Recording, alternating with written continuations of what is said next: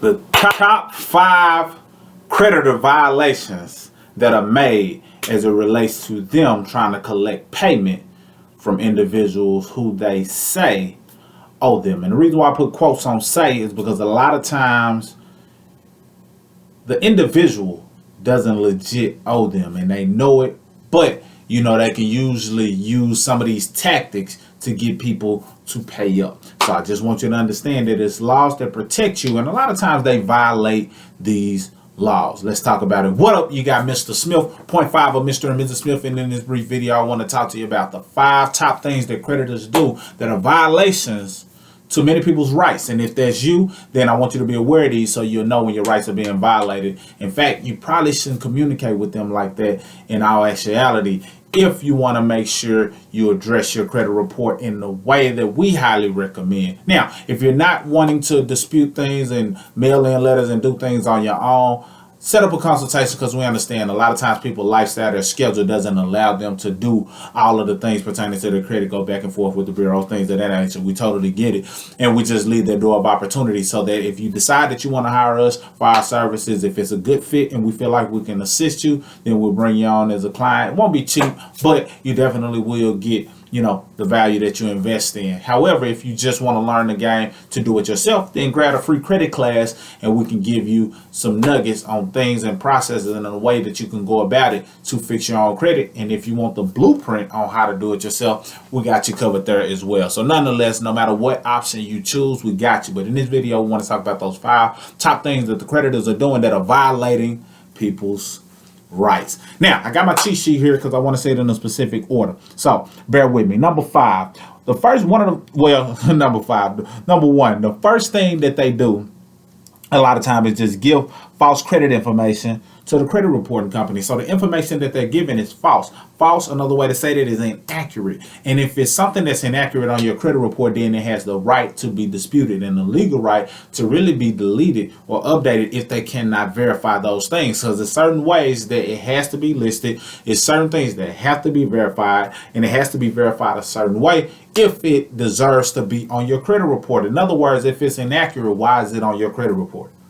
Once you understand that and you have that posture, then you can contest just about anything, because it's a lot of inaccuracies that just happen with human error, computer error, or just data collection and the process that it goes through. So number 1, false information being reported to the credit bureaus. Number 2 is they threaten to garnish or sell your property. A lot of times they claim that they can do something that they cannot do. So that fear tactic tends to work because people are like, okay, they're going to do this. Now, this is not to say that certain things can't lead to a check garnishment. So I'm not, shying away from that not happening depending on the circumstance. But many times these collection companies claim that they can garnish your checks, and it's a fear tactic to get you to bust a move, to get you to break bread, because nobody wants their check being garnished. I can assure that.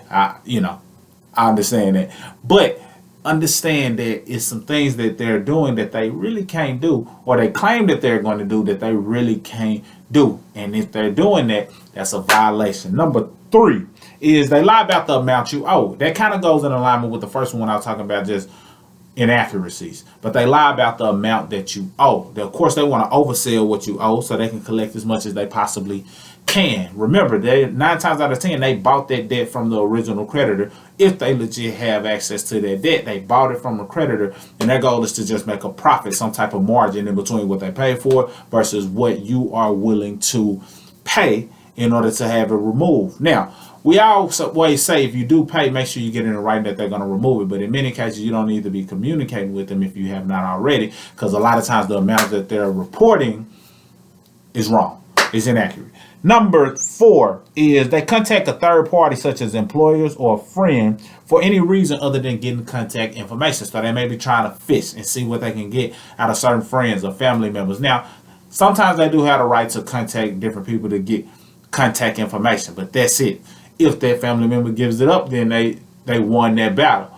But sometimes they get to fishing and trying to ask for things that they don't have the right to ask for, and because of that, that is a violation. So it's a lot of different ways and things that they do, because they're good at collecting data. They're good at seeing who you may know, so they know how to connect the dots and say, okay, this person is connected to this person. I can call this person to get to this person. And they do just that sometimes. And, that's just because a lot of information of ours is publicly available. Or you can go through some type of skip tracing companies and find out who is connected to who and find contact information and everything, especially with the social media and, things of that nature. There's a lot of things that are accessible. So just keep that in mind. Last but not least, number 5 is they call you before 8 a.m. your time zone and after 9 p.m. your time zone. You see, they have to do it within a certain window, but sometimes they may try to be on the front end. They call in, or they may call later on the back end, and that's a violation because they have to contact you during normal hours, and normal in the eyes of the credit, the consumer financial reporting, the laws that govern. I forget my initials. So many different initials that's in my head. But the laws that govern you as a consumer, they have the normal time frame listed as 8 a.m. and 9 p.m. If they are outside of that by a minute, then they're in violation. So just keep those 5 things in mind, and hopefully that can help you or somebody that you know. Consider subscribing if you had not already. Hit that bell notification, and definitely take a look at some of the previous content and future content that we've shared or will share, because we feel that it can help you in some way, shape, form, fashion. If you haven't already, grab your free credit class if you want to learn the game and get an understanding of how you can restore your credit yourself, or if you want to just hire some help and allow us to assist you because your schedule is tight, you don't really have the time to go back and forth with the bureaus over and over again, because sometimes it can be tedious. I will say that. But when it comes to your credit, you got to do what you got to do, and it's an investment for you to better your credit. Otherwise, you're losing money and losing opportunity by having a low credit score. So hopefully this was of value. Like, share with somebody else who you feel may benefit. Grab your freebies down below. Mr. Smith signing out. Salute.